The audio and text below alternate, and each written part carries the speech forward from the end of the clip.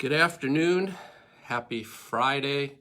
Coming to you from Concord Orthopaedics in Concord, New Hampshire.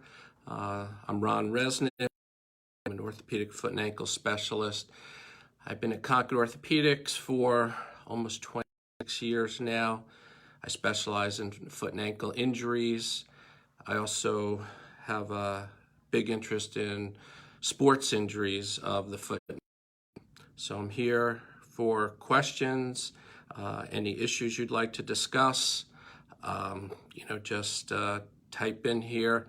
This Facebook thing is a little bit of a new thing for me, so it might take me a little bit getting used to this. So just want to let you know that Concord Orthopaedics is open. We're open for all your orthopedic needs. We're taking proper precautions to social distance inside the building. We're requiring people to wear face masks. Our staff wear face masks, but we are following all the CDC guidelines for everybody's safety.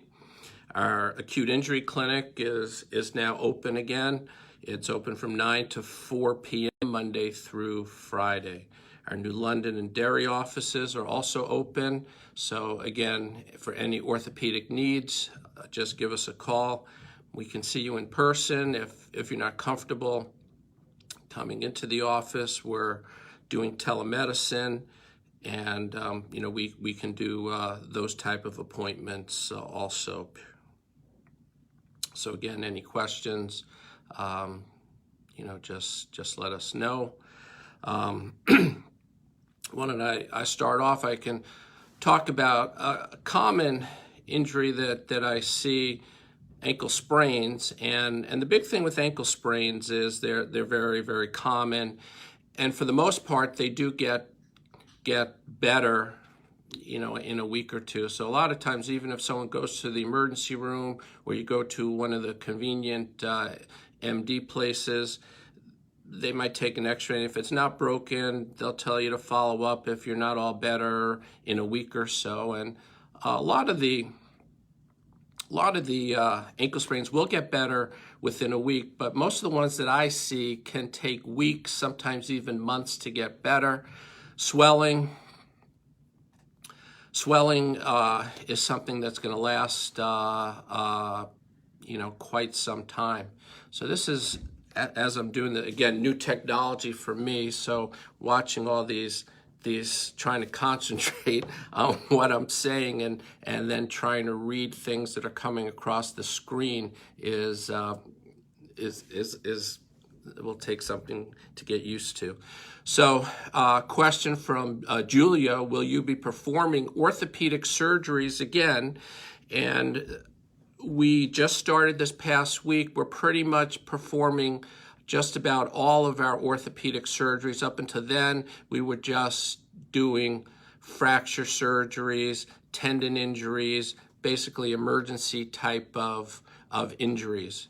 But at this point now, the governor and the state and the hospitals have allowed us to start doing more of the elective type of procedures. So we're operating at Concord Hospital. Our orthopedic surgery center is now open for our outpatient surgery, so we're pretty much up and running, doing surgeries again.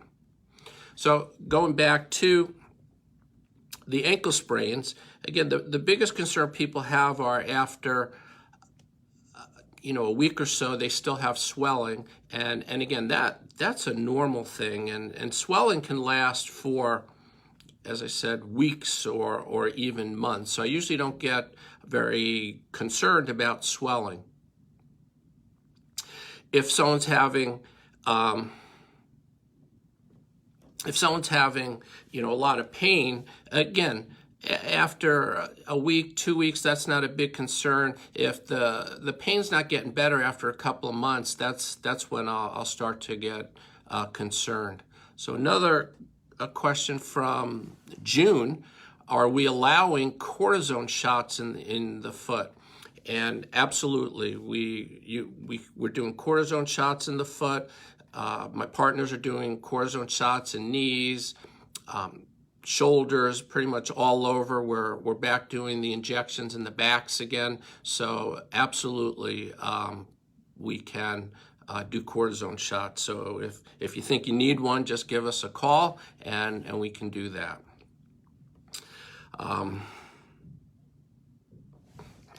When we another interesting topics are Achilles tendon injuries, and I've actually seen less of them now that people haven't been as active, but Achilles tendon injuries are still a fairly common thing. Achilles tendon injury is one of the hallmarks of it, and we can really diagnose an Achilles tendon injury pretty much over the telephone. The hallmark of it is you're running, you go to sprint, you're playing basketball, tennis, and you move quickly and you feel a pop.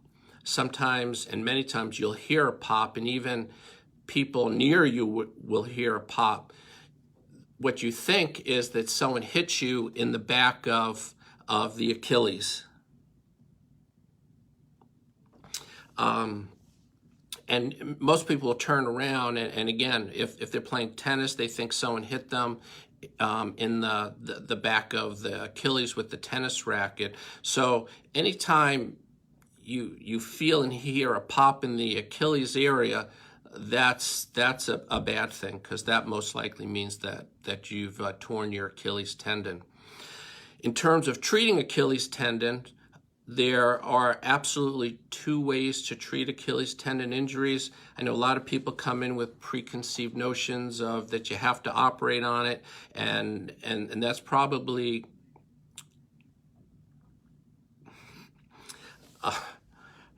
some of the questions are actually very, very funny. So here's a good one from a Stephanie. And I do have a Stephanie as a daughter, but this isn't from her. She wants to know what my favorite alcoholic beverage is. So I really, someone here says rum and Coke. Actually, red wine is probably my favorite. However, red wine has a lot of calories in it. As I've been on a diet lately, I've been trying to stick to Scotch because it has less calories, so you get a little more bang for your buck with the Scotch. So I've been trying to stick to the Scotch at this point. But going back to the Achilles injuries can be treated with and without surgery. Studies have been done, and both ways do well. It's pretty much the care is directed towards the patient, depending on how old they are, their activity level. If you're a young, very athletic person, or even an older, very athletic person, we're going to err towards treating it with surgery, because you do get a stronger repair, less chance of it rupturing, but there are the risks of surgery and the healing.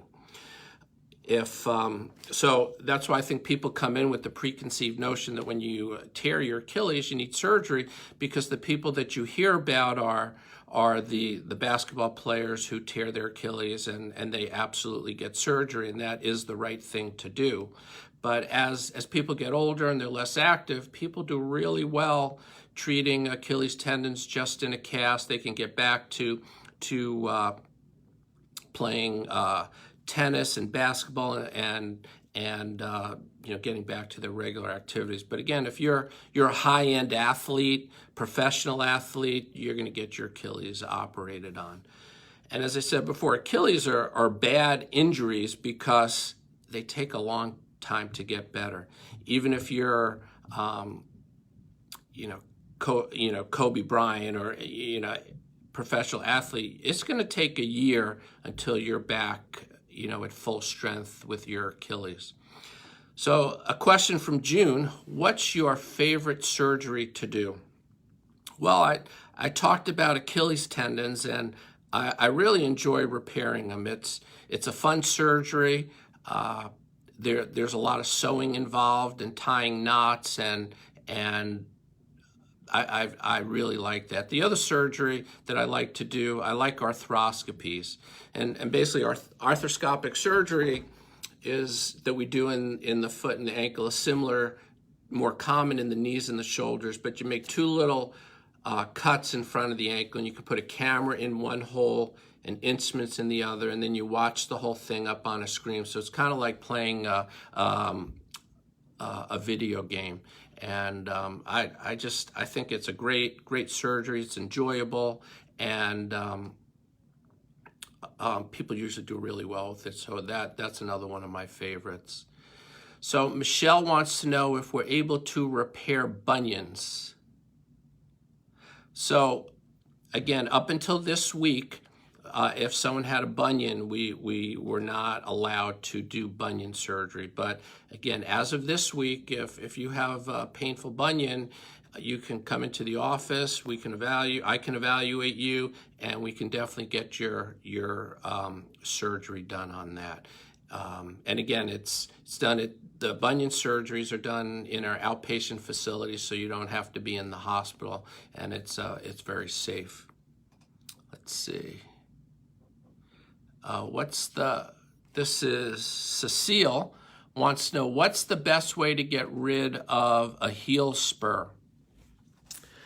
So the heel spur, that's actually a great topic. So there's different types of heel spurs.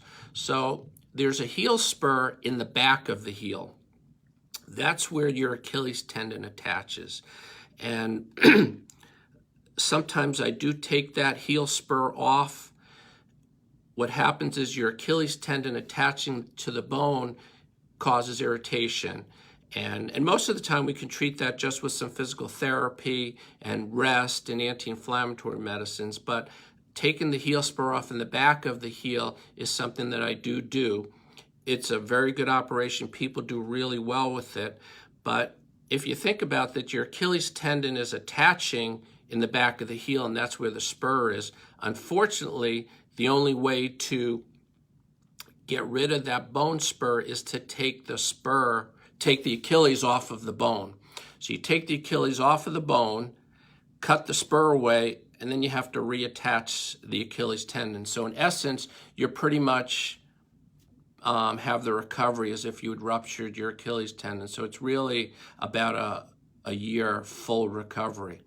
Now, a heel spur on the bottom of the foot, the bottom of the heel, which a lot of times is what we call plantar fasciitis, but it's usually associated with a heel spur. We could call it heel spur syndrome. That heel spur does not need to be removed. So I can't tell you how many times people come into the office because they had an x-ray done, and I say, what's going on? The bottom of my heel hurts, I have a heel spur. That heel spur is not pointing downwards, so you would think, well, it's sticking in the bottom of my foot and that's why it hurts. It actually runs parallel to the bottom of the foot, and there have been a lot of studies done, and that heel spur, even if it's big, does not correspond with pain. So most of the time people have the same spur on the other side, and in my 26 years of practice here, and even in my fellowship and my residency, I never took one of those off. So I tell people, yes, you have a spur on the bottom of your foot, but that doesn't need to come off. The pain is coming from something else. It's coming from the plantar fasciitis, or sometimes there could be some nerve pain there. Let's see. Michelle Smith says, the heel spurs are so incredibly painful. And again, if it's the bottom of the foot, the plantar fasciitis pain can be very, very painful. However, it's not the spur that's causing it. Kelly says, what is this distal tibia avulsion? Let's see. I don't know if there's more to that question. I can't tell. But basically, many times when people have an x-ray taken, or they've had an injury and they have an x-ray taken and they're told they had an avulsion fracture, and they get sent to the office, and everyone's very concerned that they had a fracture. So an avulsion is basically, it's a little sliver of bone. It can be the size of the tip of a pencil. And basically, most of the avulsion injuries we treat as sprains. So a distal tibia avulsion would be a very small sliver of bone that pulled off of the distal tibia. And it's either represents more of a ligament type injury because the ligaments are attached to the bone, and if a little piece of that ligament pulls on the bone, you can get this little sliver of bone, and it's something that doesn't need to be removed. And again, technically you can tell people you had a fracture, broken, but we treat it like a sprain. If I have, this is Michelle. If I have a broken toe, should I still be seen? What can be done for something like that? So it depends which toe. If it's one of the lesser toes and the toe is straight, so if you're standing, and this is what I do in the office, is if you're standing and your second, third, fourth, and fifth toes look straight, we really don't do a whole lot. You can tape 2 or 3 of the toes together, what we call buddy taping, and it's going to heal up and do just fine. Broken toes will be sore for about 3 months. So a lot of times people will come in, they were told they broke a toe, they get a repeat x-ray 4 6 weeks later, it's still broken and it still isn't all better. That's normal. It's going to take 3 4 months for the x-ray to show that the broken toe is healed, and you're still going to have swelling, and a broken toe is going to be annoying for a good 3 or 4 months. But usually after a few weeks, a month, you can basically do whatever is comfortable. A big toe is different. So if you break a big toes hurt more, and that's something, depending on where it's broken and how bad it's broken, that we might have to do something different. Still, even with great toe breaks, most of the time I'll just put that into some type of removable cast. And again, it's going to be, I tell you, it's going to be sore for a good 3 4 months. You're not going to forget about it for 3 4 months. So with the small, lesser toes, if your toe is pointing in the wrong direction, that's something you need to come in, and we need to straighten that out. And that's usually something we can straighten out in the office.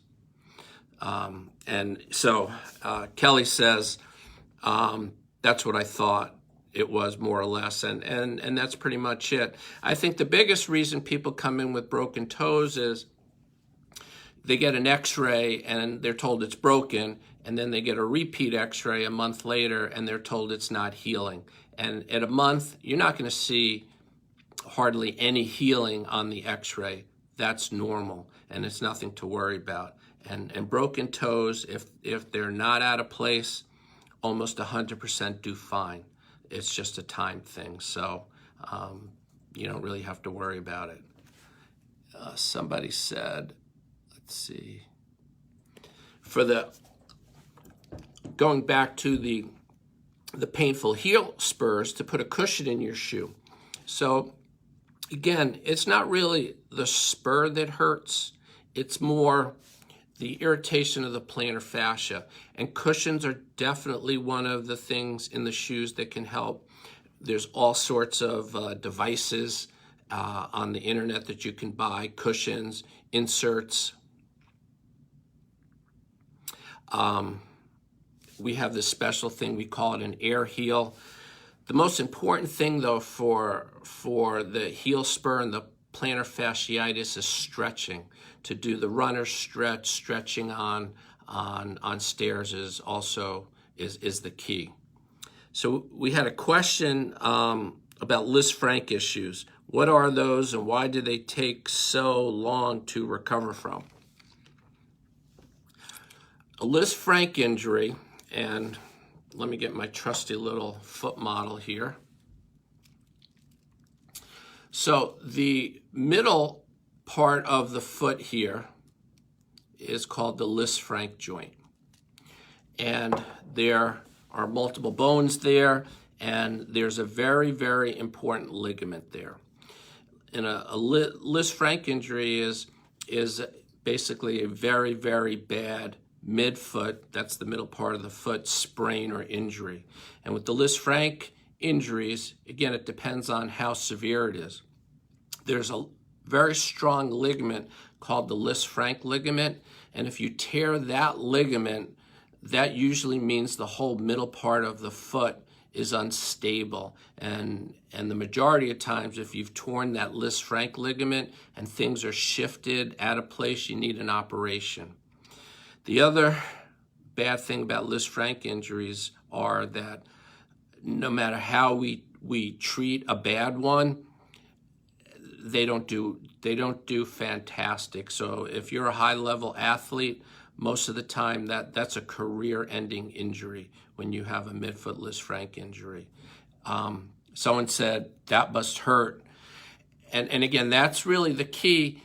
So a lot of people twist their midfoot.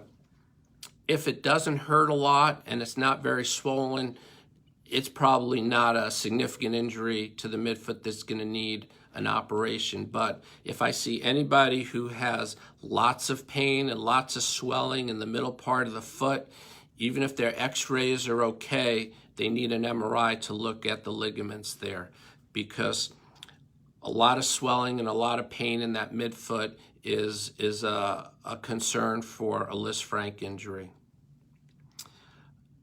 Here's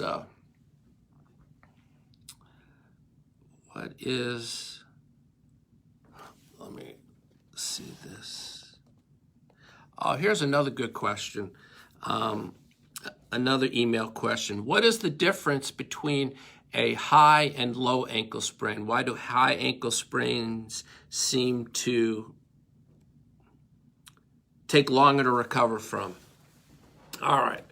So again, high and low ankle sprains are the difference is which ligament you've hurt. So again, going back to my foot model, this is the inside of the ankle. This is the outside. There is a ligament that goes from the tibia to the fibula through here. Since it attaches the tibia and the fibula, it's called the anterior tib-fib ligament. That's the high ankle sprain injury. Then we have ligaments that go from the fibula down here to the talus, the calcaneus, and in the back from the fibula to the talus. These three ligaments, if you injure those ligaments, that's the low ankle sprain. So let's start with the low ankle sprain. The severity is basically based on how many of those three lower ligaments you injure. If you injure one, it's considered a grade 1. If you injure 2 of them, it's a grade 2. If you injure 3 of them, it's a grade 3. You know, how do you know when you're examining someone how many ligaments? Well, if you do an MRI and everyone with a sprained ankle, you can figure it out. Basically, again, just like the midfoot, if it's really, really swollen and it's really, really painful, it's probably a grade 3. If they can walk on it, it's minimally swollen and not that painful, it's probably a grade 1. If it's kind of in the middle, it's a grade 2. Again, depending on how bad a sprain it is, that kind of determines how long it's going to take to get better. The high ankle sprain is a different situation. That's a worse injury. That ligament connects the two bones together, and that injury can take months and months to get better. Now, there's controversy over how do you treat that. And a lot of the controversy involves the professional and the high-level college athletes. So, and I think this all started with Tua, the quarterback at Alabama. He had a high ankle sprain, and he had surgery on it pretty much the next day. And he was able to play in the bowl game a couple of weeks later. Saquon Barkley on the New York Giants had a high ankle sprain, and he was put into a boot and treated non-operatively. So, you know, I think that's where a lot of the controversy comes from is, you know, what do you do for these things? And pretty much, again, it's not 100%, but the vast majority of people are going to treat a high ankle sprain without an operation. You're going to be put into some kind of a cast. You may be on crutches for a couple of weeks. You're going to have a lot of physical therapy, and the expectation is that it's just going to take a long time to get better.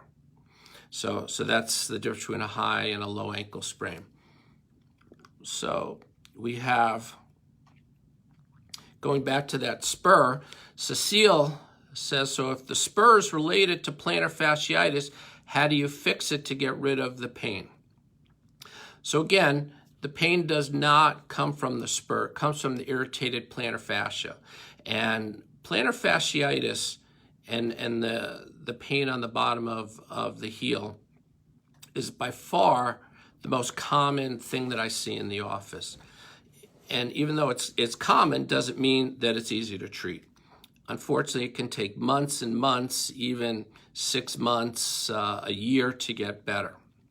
Usually we'll start off, stretching is the most important thing to treat plantar fasciitis. Secondly, usually it hurts a lot when people get out of bed in the morning, and that's because when you're sleeping, your foot's bent down and the plantar fascia tissue's in a shortened position. And then you get out of bed and it pulls and it stretches and you get a lot of pain. So another treatment is we put people in a night brace that stretches the plantar fascia out. Physical therapy is a mainstay of treating the plantar fasciitis. Physical therapy will do more stretching. They'll do some of the soft tissue treatments, things like ultrasound, what we call iontophoresis, which runs a little electric current through the soft tissues to get rid of the inflammation. If you can take anti-inflammatory medication, that's also very helpful. Cortisone shots can also be a very helpful thing. I tell people they're not the most comfortable thing. They're quick, usually about a 5-second injection, and you can have a significant benefit from it. Is it as bad as people think it is? Hardly ever is the shot as bad as people think it's going to be. But it can take a long time to get better. There is a surgery we do for plantar fasciitis. We really leave it towards the very end after everything else hasn't worked, just because the surgery for plantar fasciitis isn't a great surgery. I tell people it has about a 50-50 success rate. But if nothing else has worked, I think it's a reasonable thing to do. Thomas is asking, is there a procedure or surgery to correct flat feet? The answer is yes. However, most flat feet do not need to be corrected. It depends on the situation. So people with flat feet can run marathons. They can, play basketball, do everything. Sometimes we'll put orthotics into people's shoes to help with flat feet. A lot of it depends on, we call flat feet either they're flexible or a rigid flat foot. A flexible one usually responds pretty well to orthotics. A rigid flat foot, again, depends on what the etiology and the cause of it is, but we do have a lot of different procedures to treat flat feet. It depends on the situation. However, if someone has a flat foot that does not hurt, it absolutely 100% does not need any type of a surgery for it. Let's see. Someone just said the shots for the heel don't hurt.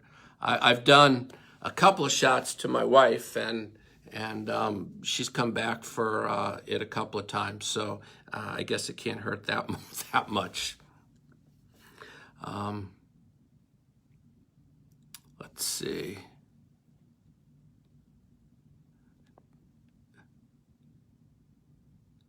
Someone said, my husband has pancake feet. LOL, and he was in the military and had no real issues, thankfully. Again, you can have pancake feet and do just fine. Actually, the doctor that I I had trained with was an older gentleman, and when people came in with flat feet and they didn't hurt and they want them fixed, he'd say, "Why do you want those fixed? You can swim faster." So, anyways, do we have any more questions?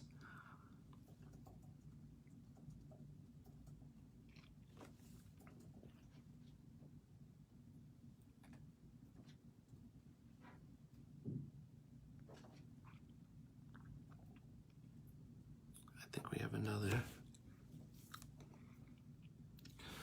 It's funny, as I get older, the print is getting smaller here. So it says, is it better to break an ankle or to sprain it? Another email question. And I guess it's a good question. Personally, if it were me, I would take a sprain over a break. But again, it depends on the severity of each one. I'd rather have a mild sprain over anything. I'd probably take kind of a simple, non-displaced break of one bone in my ankle over a really bad sprain. But I would take a really bad sprain over really bad ankle fracture, because if you have any kind of an ankle fracture that is out of place, you're going to need an operation, and I would go with anything that doesn't need an operation. Let's see. Do you think living with Morton's neuroma is less painful than surgery? A lot of it depends on how much pain you're having from the Morton's neuroma. So Morton's neuroma, on the bottom of the front of your foot, and I'll bring my model here again. So here's your big toe, here's your little toe.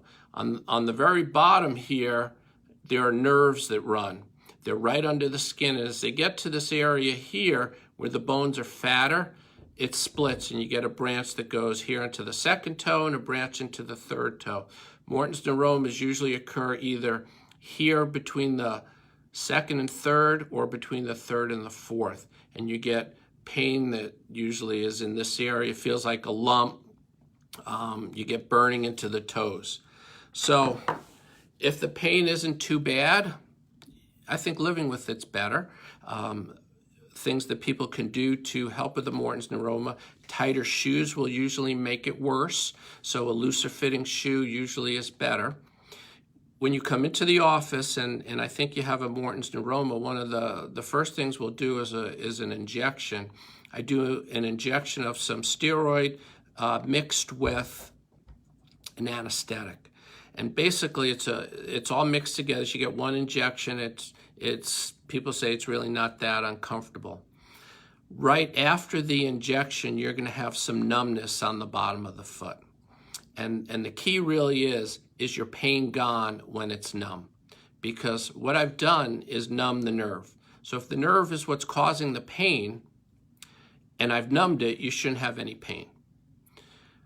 It's also important to remember what that feels like when it's numb, because if we end up doing surgery on it, I cut the nerve out and you're left with permanent numbness in the bottom of those two toes.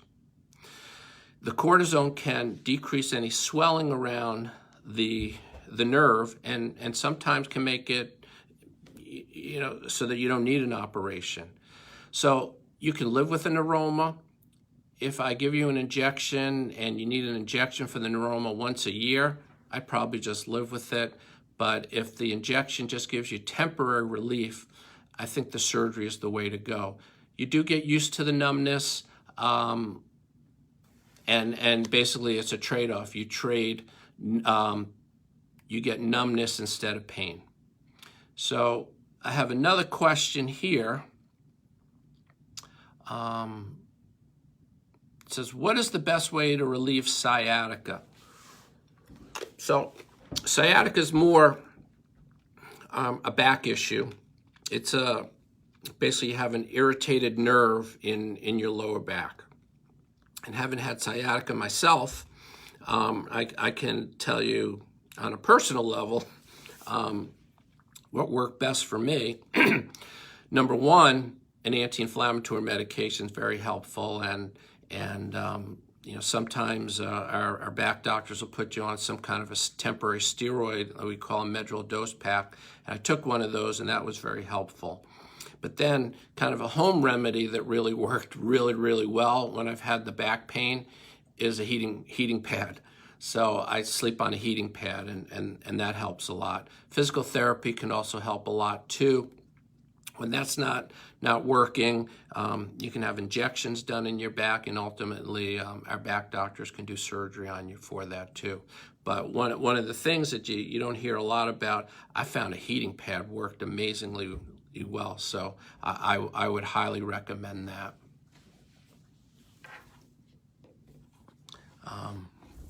Let's see. So, all right. So I think we're getting ready to wrap things up here. If anyone has any last minute questions, we can try and answer them. Otherwise, we'll get ready to sign off here. Let's see. All right. So I'll give it just. I don't really see any more questions here. So what I'd like to say is these are very difficult, tough times. Everybody stay safe, and if you have any orthopedic needs or concerns, we're happy to see you here in the office again. We're doing everything we can here to keep you safe and keep us safe. If you're not comfortable coming into the office, we can do a lot over the phone too.